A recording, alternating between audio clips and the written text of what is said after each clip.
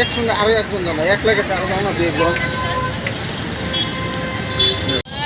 আচ্ছা, আজকে তোমাদের এই অ্যাওয়ারনেসটা কী উদ্দেশ্যে এবং আপনারা সবাই অবগত আছেন যে জনসংখ্যা বৃদ্ধি এবং কিছু সংখ্যক মানুষের অপরিণামদর্শী ক্রিয়াকর্মের ফলে আমাদের পরিবেশে দিন দিন দূষিত বর্জ্য যুক্ত হচ্ছে।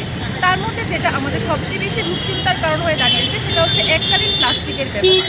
কেননা এককালীন প্লাস্টিকের পচন ধরে না, যার ফলে এটা মাটির উর্বরতা কমিয়ে আনছে।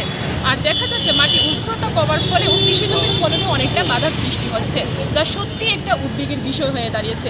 কারণ কৃষি জমির উর্বরতা কমার ফলে আমাদের খাদ্য সম্ভারের স্বয়ংসম্পূর্ণতার ক্ষেত্রে বাধা সৃষ্টি হচ্ছে।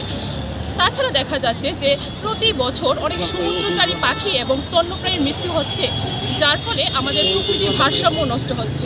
শুধু তাই নয়, এই এককালীন প্লাস্টিক যত্রতত্র পোড়ার ফলে যে ধোঁয়া নির্গত হচ্ছে তা গর্ভকালীন মায়ের শ্বাস প্রশ্বাসের মাধ্যমে শরীরে প্রবেশ করার ফলে যে শিশুর জন্ম নিচ্ছে তা প্রায়শই লক্ষ্য করা যায় যে জন্মগত ত্রুটি অথবা চর্মরোগ নিয়ে জন্ম হচ্ছে।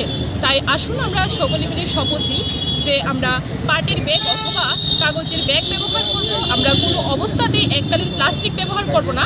তাতে করে আমাদের গ্রামীণ অর্থনীতিকে উন্নতি করার পাশাপাশি আমরা ভবিষ্যৎ প্রজন্মকে এই সুন্দর পৃথিবীকে আরও বাসযোগ্য করার উপযোগী করে তুলতে পারবো। আর এই সচেতন বার্তা আজকে আমরা উইমেন্স কলেজ এনএসএস ইউনিটের পক্ষ থেকে সচেতন ত্রিপুরাবাসীকে আরও বেশি করে সচেতন করার লক্ষ্যে আমরা পথে চলতে সকলের মধ্যে লিফলেট বিলি করছি। তৎসঙ্গে আমরা বিভিন্ন দোকানে কাগজের ঠোঙ্গা এবং লিফলেট বিলি করছি। তোমার নামটা? আমার নাম Mitu Das, women's college NSS unit.